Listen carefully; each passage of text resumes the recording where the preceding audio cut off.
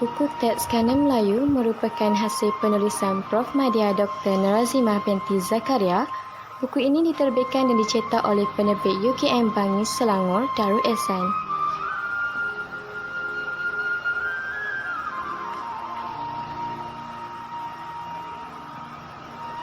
Buku ini merupakan hasil penyelidikan penulis dalam bidang kepengarangan kesusastraan Melayu sebagai memenuhi ruang penyelidikan yang terdapat dalam genre kesusastraan Melayu tradisional dari aspek peranan pengarang Melayu.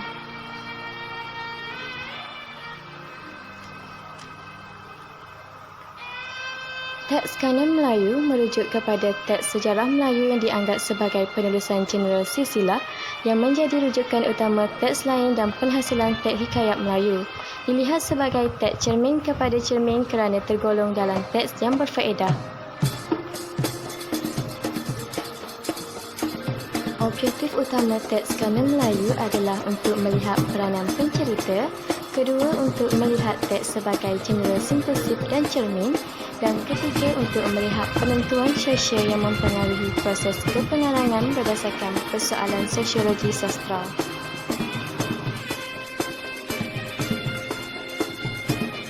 Bab 1 dalam teks kanan Melayu membicarakan tentang kepengarangan sastra Melayu tradisi.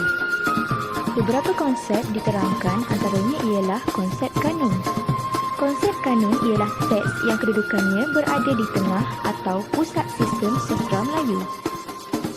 Teks ini terdiri daripada Tufat Al-Nafis, teks Bustanus Salatin, sejarah Raja-Raja Riau, teks keringkasan sejarah Melayu dan hikayat siap. Selain itu, konsep terdi iaitu perbuatan meniru secara mengejek atau karya sastra yang meniru gaya pengarang dengan cara menyindir. Bagi konsep pastiche pula merujuk kepada tema, motif, plot, episod, babak dan imej yang diulang semula dalam teks tanpa melakukan perubahan. Seterusnya, dalam bab ini juga diterangkan tentang konsep kepengarangan Melayu tradisional. Pengarang tradisi ialah seorang penyalin atau penterjemah berkarya di bawah bendungan kolektif iaitu secara berkumpulan. Pengarang moden pula maksud orang yang menghasilkan karya tersendiri berdasarkan kreativiti. Ianya milik individu dan tidak bersifat kolektif. Peranan sastra dalam sistem masyarakat dilihat dalam tulisan Brzezinski dalam buku Erti Keindahan dan Keindahan Erti dalam Kesusastraan Melayu Klasik. Kategori penghasilan karya oleh pengarang Melayu tradisi dalam 3 sfera iaitu sfera rohani merupakan karya paling baik dan berada di peringkat paling tinggi seperti syair berupa kitab. Sfera faedah pula karya ke arah intelek seperti hikayat berbingkai. Sfera keindahan iaitu karya penuh dengan keindahan dan berada di peringkat paling rendah seperti syair romantik. Peranan penceritaan terbahagi kepada 2 iaitu dagang dan dalang. Peranan dagang sebagai fungsi faedah dan memberi nasihat serta mendidik akal. Ia mempunyai kedudukan tertinggi dalam kesusastraan tradisi. Contohnya syair Siti Zubaidah. Dalang pula berfungsi sebagai pengelipu lara seperti syair Bidasari. Bab 2 pula menceritakan tentang sejarah Melayu sebagai kanun dan genre sintesis. Sejarah Melayu menjadi rujukan utama kepada hikayat Melayu kerana ada faktor tarikan yang mempengaruhi teks-teks lain serta faktor tolakan mempengaruhi konteks sosiologi yang mendorong pengarang memilih teks sejarah Melayu, iaitu teks yang dikarang oleh Tun Sri Lanang. Bab 3. Gaya penulisan hikayat Melayu.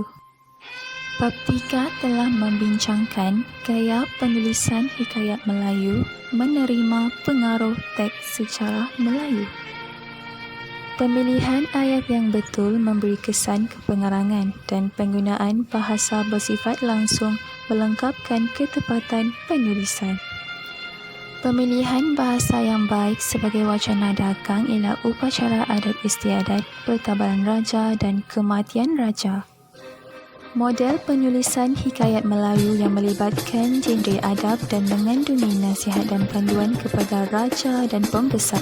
Tradisi lisan kata sahibul hikayat dan adat dahulu kala. Pengarang masih mengekalkan kata tradisi lisan iaitu sahibul hikayat dan sebagainya. Idea daripada kitab dan ayat Al-Quran diambil daripada selawat dan melalui wasiat terhadap pengarang sejarah Melayu.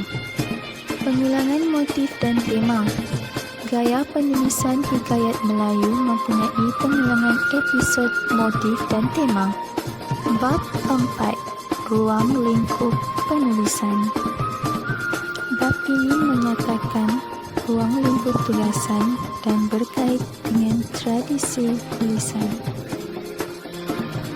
Bab ini juga mengolah kepentingan penulisan sastra sejarah dan hubungan baik antara pengarang dan penjajah. Tema hikayat Melayu dan hubungan dengan teks kanun. Mengapa sesuatu tema itu dipilih? Tema hikayat Melayu dan kewajaran tema.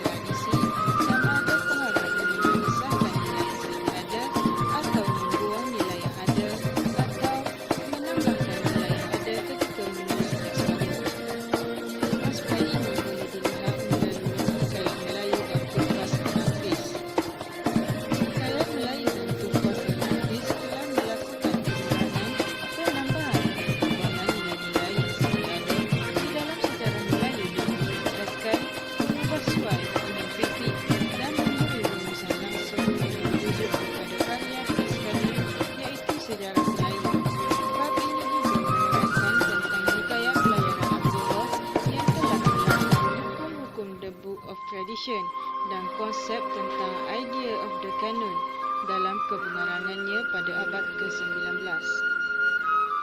Dalam hal ini, Abdullah dilihat sebagai pemecah the Book of Tradition. Maka, teks hikayat Melayu adalah sebuah teks yang masih lagi berada dalam sistem konvensi masyarakatnya kerana beberapa perkara seperti mana yang telah dibincangkan. Antara beberapa perkara yang dibincangkan ialah peranan pengarang sebagai dagang yang mengulang, meniru dan mengingat karya kanun telah mengisahkan kehadiran teksnya itu. Pengulangan itu mungkin sahaja berbentuk pastish ataupun parodi seperti mana yang telah diperlihatkan oleh teks Tuhfah An-Nafis. Bab 60 mengisahkan nilai sebuah teks hikayat Melayu tentang Tunku Said dalam penulisannya melalui hikayat Melayu yang masih lagi mengekalkan nilai yang ada dalam hikayat Melayu, dan melalui kepengarangannya beliau mengekalkan rujukannya kepada teks kanun iaitu sejarah Melayu serta meletakkan dirinya sebagai pengarang yang cuba mengesahkan kehadiran teks baharunya dengan merujuk kepada tradisi.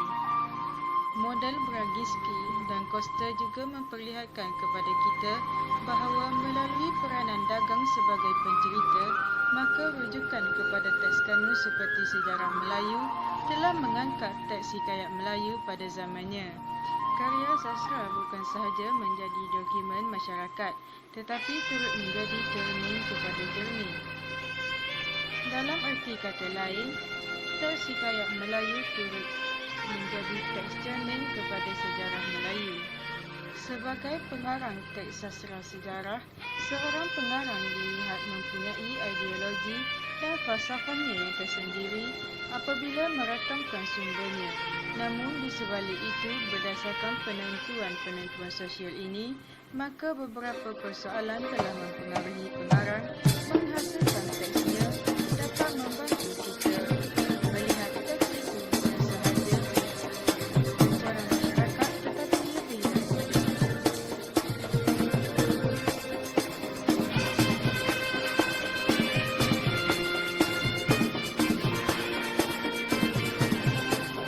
Rumusannya, teks hikayat Melayu diklasifikasikan sebagai teks sastra sejarah. Teks sejarah Melayu adalah teks kanun kepada teks hikayat Melayu. Tambahan pula, Teks hikayat Melayu dihasilkan pada abad ke-19 iaitu selepas penghasilan teks sejarah Melayu. Oleh itu, teks sejarah Melayu dijadikan teks kanun atau cermin kepada teks hikayat Melayu. Tengku Said adalah pengarang teks hikayat Melayu yang bertindak sebagai dagang yang merujuk kepada teks sejarah Melayu dengan 4 cara, iaitu mengulang, meniru, menyalin dan mematutkan sumber-sumbernya.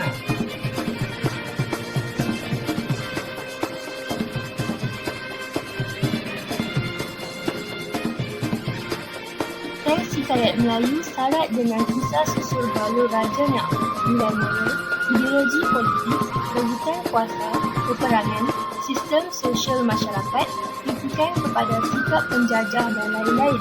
Tambahan pula, model Brzezinski dan Koster memperlihatkan peranan dagang sebagai pencerita. Maka, teks kanun seperti sejarah Melayu telah mengangkat teks hikayat Melayu pada zamannya. Justeru, kita perlu meneliti sesuatu teks kerana terdapat persoalan tertentu yang mempengaruhi pengarang menghasilkan karyanya.